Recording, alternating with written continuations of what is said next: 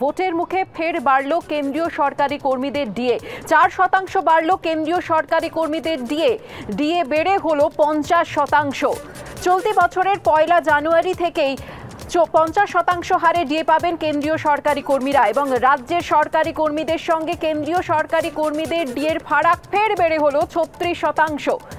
DA বৃদ্ধি নিয়ে কেন্দ্রীয় মন্ত্রিসভার বৈঠকে শিলমোহর। আর এই ডিএ বৃদ্ধির ফলে উপকৃত হবেন 49 লক্ষ কেন্দ্রীয় সরকারি কর্মী, উপকৃত হবেন 68 লক্ষ পেনশনভোগী। মে মাস থেকে 14% হারে ডিএ পাবেন। ডিএ পাওয়ার কথা রয়েছে রাজ্য সরকারি কর্মীদের।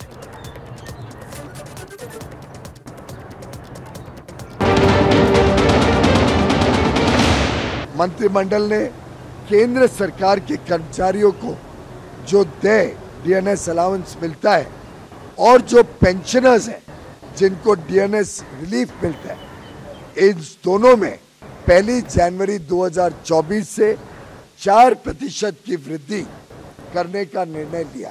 लगभग 50 लाख जो एम्प्लॉइज हैं और लगभग 68 लाख जो पेंशनर्स हैं, इन सबको इसका लाभ होगा और इसका व्यय लगभग 12,868 करोड़ रुपए केंद्र सरकार के ऊपर रहेगा। अब डीए कुल मिला के 50% हो गए, 46 से बढ़कर 4% जोड़ के 50% हो गए। जो हाउस रेंट अलाउंस है वो भी 27, 18 और 9% से बढ़ के 30, 20 और 10% दिया जाएगा। ग्रेच्युटी की सीमा अब 20 लाख से बढ़ के 25 लाख कर दी गई है।